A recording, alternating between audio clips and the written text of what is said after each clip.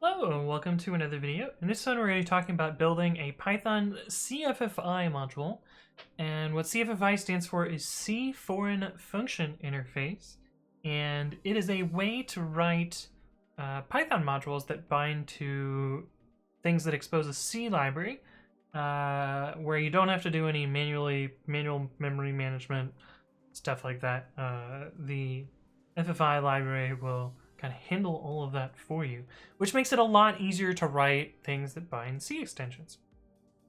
And the other cool thing about CFFI is it doesn't directly use any of the CPython APIs, so it's also super speedy in other implementations of Python, such as pypy, which is where it was actually originally created for. But anyway, we're going to create a small sample wrapping the uuid library. Now, granted, there's already a uuid library in Python, so you wouldn't really need to do this in reality, but I'm just doing this to demonstrate how you would go about building one of these libraries. So anyway, without further ado, let's jump into it. Okay, to get started, I'm going to make a virtual environment just because we're going to need it later, and we're going to activate that in both of our terminals here. Okay, so I'm going to start with the setup.py file. This will be kind of the basis of our package, and we'll go from there. And you would basically define this the way you would normally define a setup.py. So, from setup tools, import setup. You'd have your setup function, which takes the name of your package. We're going to call ours uuid cffi, and we're going to give it a version. Let's call it 1. And this is where things differ a little bit. So we're going to be packaging kind of two parts to this. One is going to be a little Python library that wraps our CFFI extension, and we're also going to package the CFFI extension itself. And so we're going to have a uuid cffi.py file. So we're going to add that as a py module. Py modules equals uuid cffi.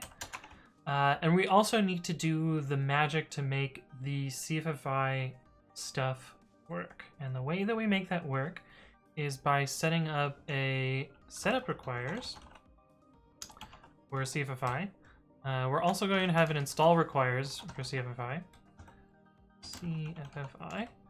And what this does is so install requires, these are the dependencies that you're going to have at runtime. So at runtime, we need to have the cffi library around. And actually, is that true? Do we need that? Let me double check this. I've done this before. Yeah, at runtime you need it, and at install time you need it. This is the setup.cfg format of this. I just find it's usually easier to demonstrate with setup.py. This is another CFFI library that I've read. Okay, so you need install requires and setup requires. This is runtime, and this is build time. So. And of course, if you're using pyproject.toml, you would set this to your build requires instead, but we're not doing that today. We're just going to do the simpler setup.py way. And then finally, you need to tell CFFI to build something. And so the way you do that is this custom CFFI modules keyword argument. And this takes a list of entry point like things, which is usually, which in this case is a file name, colon, and then the attribute in that it's going to look up. And so we're going to be making this build uuid cffi.py file later. But for now, you can just write this here, and we'll fill this out in a second. And that's what you need for your setup.py. So this setup.requires says that CFFI must be available before you run the actual setup portion, and then this tells CFFI how to actually build the FFI module. Next, let's do this build uuid cffi.py file. This is kind of the magic that makes the FFI module work at all. Build uuid cffi.py. And in order to build this module, we need to import some parts of the CFFI module, and it will do most of the magic for us, which is actually really cool. So we're going to do from cffi import FFI, and we are going to make an FFI builder. This is kind of their little magical factory class. And we're going to do two parts to it. We're going to do FFI builder.cdef. We're going to pass in some source here in a second. We haven't written that source yet. We'll get to that in a second. And the second thing we're going to do is we're going to tell it how to output this. So we're going to say FFI builder.set source. and this will tell us what module it should generate. So we're going to call our module uuid cffi. I'm underscore prefixing this because it's the the speed ups the C module, and so it's not super interesting there. And then we have to tell the FFI builder where to look for all of the actual C definitions, and we're gonna or the C declarations. Sorry, not definitions. And so we're going to give it just an include statement to the uuid library. I happen to know that it's in uuid/uuid.h. We will actually look at this file later because it will help us build this cdef up here, which is going to be a string. Oops, 1, 2, 3. And finally, we need to tell it to link against the uuid library. And the way we do that is by saying libraries equals uuid. And that's most of what you need to get started with CFFI. We're going to actually use a couple specific functions out of this, and so let's open that up first. So we do locate uuid.h. Looks like I have a bunch of copies of it in containers, but this is the one that I actually care about, which is, oh wait, no, it's not that one. Where is it? dpackage-l uuid-dev. This is the one that I actually want. I don't know why it didn't show up in locate, but anyway, this is the one that I actually want, which is the uuid header that ships with the uuid development library. And there's a bunch of stuff in here. You can see there's a bunch of macros and functions. We're only going to care about one function today, and that's the uuid generate function. We're going to use this to generate an uuid. And so the cool thing is, in order to make this function available to your FFI module, all you need to do is copy and paste this signature here into here. Now, of course, if we try and build this right now, this should error. We do pip install dot, and that's because we have forgotten to say what this uuid t type is. And you'll see that cannot parse signature because it doesn't actually tell us why. And this is probably one of the downsides to CFFI, in that the error messages I find are not the best. But the thing that it's actually complaining about here is it doesn't know what uuid-t is, so we need to tell it what uuid-t is.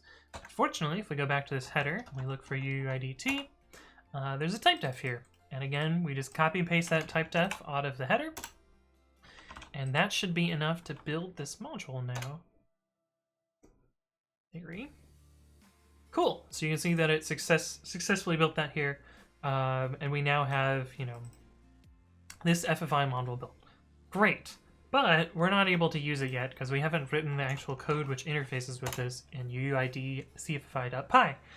And so what we're going to do here is we're going to use the uuid generator, but we're going to return the Python uuid types. So for that, we're going to import the uuid module.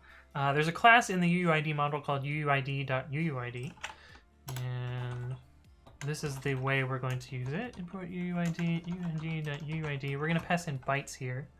And if we make something that's 16 characters long, next time 16, you'll see that it generates a UID. Of course, this one is not super interesting, but we're going to be using the UID library to generate these special bytes here.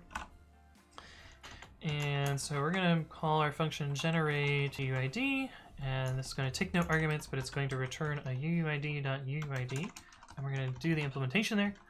Let's import our CFFI library, and the CFFI library is split up into two parts. One of them is the FFI portion, which is for constructing types, and then the other is the lib portion for calling functions. And so I'm going to steal those attributes off of this. You can also do this with imports, but I don't know. I seem to like to do it this way for whatever reason. FFI, and we also need to grab the lib portion here. You of course could write this as, from UID cffi import FFI as FFI and do the same thing, but have lib. I don't know why I prefer this way, but that's the way the other bit of code that I wrote did this, so we're going to continue to do that here. But pick whatever style you want to do here. The next part of this is we're going to use the FFI library to construct various types, and if we go back to that function signature, let's open that up actually. Yay, nope, we want the builder, build and you'll see this function signature is void, so it returns no value, and it's actually modifying the parameter that it receives in here. So we need to construct the parameter, then call the function for it to populate its values. And so, like I told you before, we need to create the value using this attribute here. And the way we're going to do that, so we're going to make a buffer, and we're going to say ffi.new, and we can just pass in whatever type that we want in here. And ffi.new will manage creating that type for us. It will also manage deleting this type when it goes out of scope and, you know, it's no longer a reference. So it's a reference kind of type, so you don't have to do manual deletion like you would in C. So we're going to construct this buffer, and then next we're going to call our generate function. lib.uuid generate, and we're going to pass in our buffer type here. The cffi magic machinery knows that this is, you know, the proper type, and so it converts when it needs to, but in this case it probably doesn't convert. It probably just passes the underlying pointer into this uuid generate function. And this function has the side effect of populating this buffer. And finally, we're going to return our uuid type. And we should be able to do that just by doing return uuid.uuid, using that same, where was it? Yeah, the same signature that we used here. Bytes equals, we need to convert to the Python type, so this is not a Python type at this point, but we can convert it by doing this. And so that should work, hopefully, we'll see. Let's reinstall the library and try it, I guess. Go back to the virtual env1, pip install dot. And if we do Python now, we should be able to do import uuid cffi and uuid cdffi. Okay, typo. UIC UID. Wait, what? Oh, we got a typo down here. And then, yeah, it's a typo twice. Okay, so little mistake there. And now we should be able to import UID cffi. That's the problem with live demos, right? cffi.generate UID, and we should be able to, generate UIDs now, which is pretty cool. But this is using libuid under the hood, whereas, you know, the Python module might be doing it in a different way. But anyway, that's kind of a crash course on how to make a very, very basic FFI library. Things can get a lot more complicated though, so that's kind of just the beginning. Here's an example of a library that I wrote, which wraps the Oniguruma regex library. And you can see that I have a bunch more functions here. You can also tell the FFI library to not really, you know, to figure out the actual values itself by using ellipsis in a lot of places. I find that this is kind of useful if I don't really care about the values. And you can also do that with structure types as well. Say, like, I don't really care about the actual, you know, members of this, but just tell me about this struct. We probably could have done that for uuidt as well. Although, no, because we need the concrete implementation here, but anyway. And you can also write C code if you really want to into that source. So our source was just an include line, but sometimes it might be useful to write a little bit of C code to expose those functions instead. And those can get compiled into here. But anyway, that's kind of a crash course on cffi. Let me show you those 3 files. Actually, we're not going to be able to see that, so let me open these all side by side, and we have setup.py, and we need the builder as well. But anyway, that's basically all you need to do to wrap a library. I find that, oops, this is the wrong setup.py. Not that one, this one. And that's basically all you need to build a simple FFI module. But hopefully this was useful. If you have additional things you want me to explain, leave a comment below or reach out to me on the various platforms. But thank you all for watching, and I will see you in the next one.